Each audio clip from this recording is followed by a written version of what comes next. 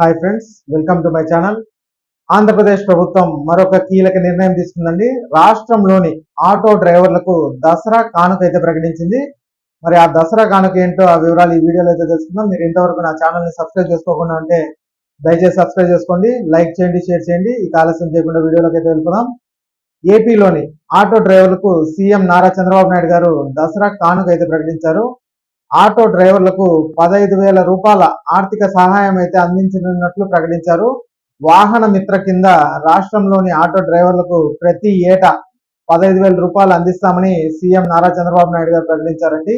ఈ ఏడాది దసరా రోజున ఈ 15,000 రూపాయలను ఇస్తామనేసి అనంతపురం సభలో ప్రకటించారు. అలాగే 2.5 లక్షల ఆరోగ్య బీమా సౌకర్యం కల్పిస్తామనేసి ప్రకటించారు. అంటే ఒక్కొక్కరికి 2,50,000 రూపాయలకి ఆరోగ్య బీమా అయితే చేపిస్తామనేసి చెప్తున్నారు. ఇక ఎన్డీఏ ప్రభుత్వం అనంతపురంలో సూపర్ 6 సూపర్ 8 సభను నిర్వహించింది. ఈ సభకు హాజరైన సీఎం చంద్రబాబు నాయుడు గారు ఆటో డ్రైవర్ల సంక్షేమం కోసం వాహన మిత్ర కింద ఏటా 15,000 అందిస్తామనేసి ప్రకటించారండి. ఇక 2,50,000 ఆరోగ్య బీమా కోసం సంవత్సరానికి సుమారు 3,000 నుంచి 4,000 రూపాయల దాకా ప్రభుత్వం ఖర్చు చేయనుంది అనేసి మనకు తెలుస్తోంది.